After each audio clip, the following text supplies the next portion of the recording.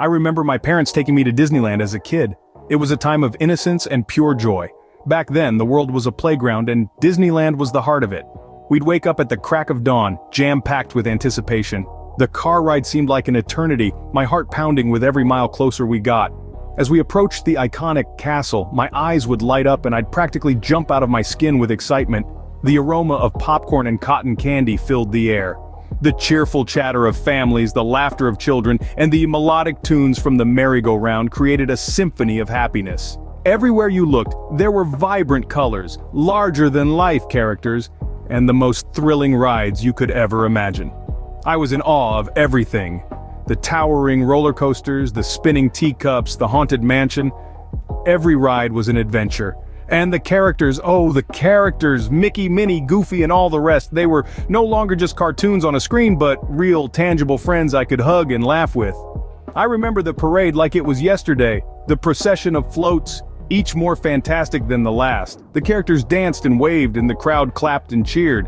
I'd stand on my tiptoes, waving my little hand frantically, hoping to catch their attention. And when they waved back, it felt like I'd won the lottery. The day would always end with the fireworks. We'd sit on the grass, my parents on either side of me, as the sky lit up in an explosion of colors. It was the perfect end to a perfect day. But Disneyland wasn't just about the rides or the characters or the fireworks. It was about the feeling it gave me, a sense of wonder, of joy, of being part of something magical. It was about the memories I made with my parents, the laughter we shared, the love we felt. It was all fun and games until that one day. I was 12 when we made our 5th trip to Disneyland. I still remember the excitement, the thrill of being in the happiest place on earth. But this trip was different. It had an edge to it that I couldn't quite put my finger on.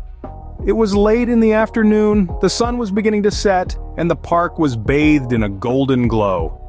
We were wandering around Tomorrowland when I saw him, a character who didn't fit in with the rest of the shiny, happy crowd. He was dressed as Mickey Mouse, but not the Mickey we all know and love. This Mickey was from another time, wearing an old-fashioned suit, like he'd stepped straight out of a black and white cartoon. The fascination was immediate, curiosity tugging at me like a stubborn hook. Who was this Mickey? Why was he different? I broke away from my family, drawn towards this odd character like a moth to a flame. As I approached, he turned to face me. His eyes, hidden behind the mask, were unreadable, but there was something in his stance, a sort of heaviness that made me pause. He didn't speak, didn't move, just stood there staring at me. It wasn't the friendly, welcoming gaze I was used to from the other characters. This was something else, something that made my skin prickle with unease. The park noises seemed to fade away, replaced by a deafening silence. It was just me and this strange old-fashioned Mickey. I was a kid though, and the allure of the unknown was too strong.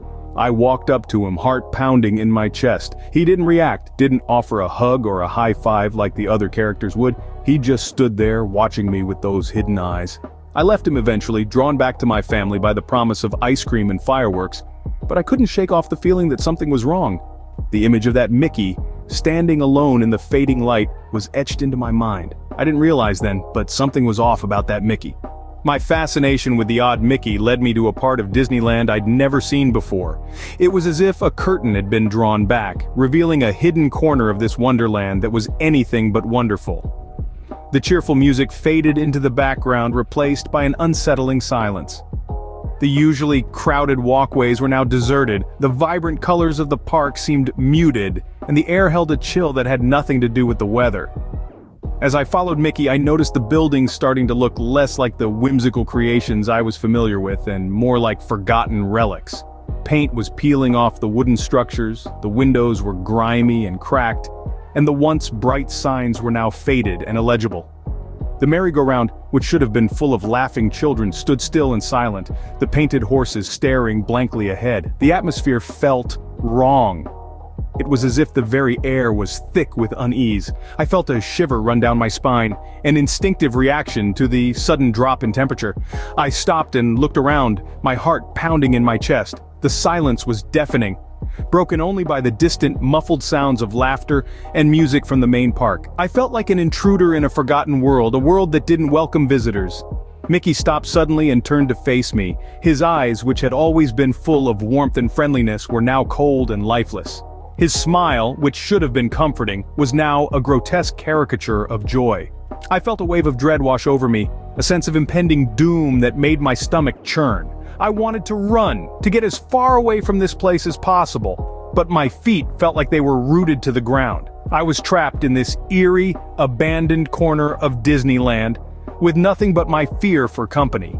My heart pounded in my chest like a drum, each beat echoing in the silence around me. I wish I'd listened to my gut and left right then. Something wasn't right, and I could feel it. There was an air of eeriness that started to crawl up my spine. This isolated part of Disneyland, it was a place that I had never seen before. It was not the magical kingdom I remembered from my childhood. It was dark and it was quiet, almost too quiet. The silence was then broken by strange noises, soft whispers like someone was having a hushed conversation, but I couldn't make out any words. The whispers came from all directions surrounding me. I tried to convince myself that it was just the wind, but I knew it was something else. Something unexplainable. Then came the moving shadows. They danced around me, playing tricks on my mind. One moment they were there, the next they were gone. They were like phantoms, lurking in the corners of my vision. I could feel them watching me, studying me. I felt like a prey being hunted. My heart pounded in my chest like a drum. The feeling of being watched intensified. There was an unknown presence, something that I couldn't see, but I could feel. It was like a cold breath on the back of my neck, sending shivers down my spine.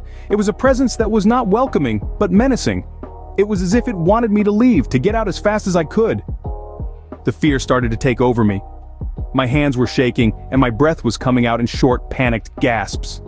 I wanted to run, to escape, but my feet were rooted to the ground. The whispers grew louder, the shadows became more aggressive, and the unseen presence became more oppressive.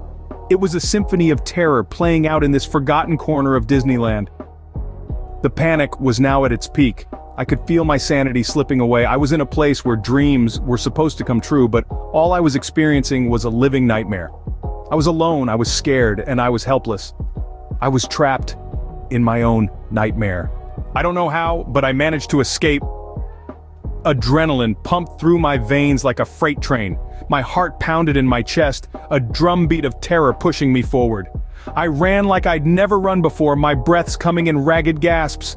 I didn't dare look back. I didn't need to. I could feel it. The icy fingers of fear clawing at the back of my neck. It was a race, my life against the darkness. Somehow I found myself out of that isolated part of the park, back among the bright lights and laughing families. It was like stepping from one world into another, but the laughter sounded hollow, the lights too bright, too garish. I couldn't shake the feeling of being watched, pursued by something unseen. I left Disneyland that night, but the terror followed me home. Sleep became a luxury I could no longer afford. Every time I closed my eyes, I was back there, in that godforsaken part of the park, the darkness closing in. Nightmares plagued my dreams, a never-ending reel of horror. It was like something had crawled into my mind and made a home there, feeding off my fear.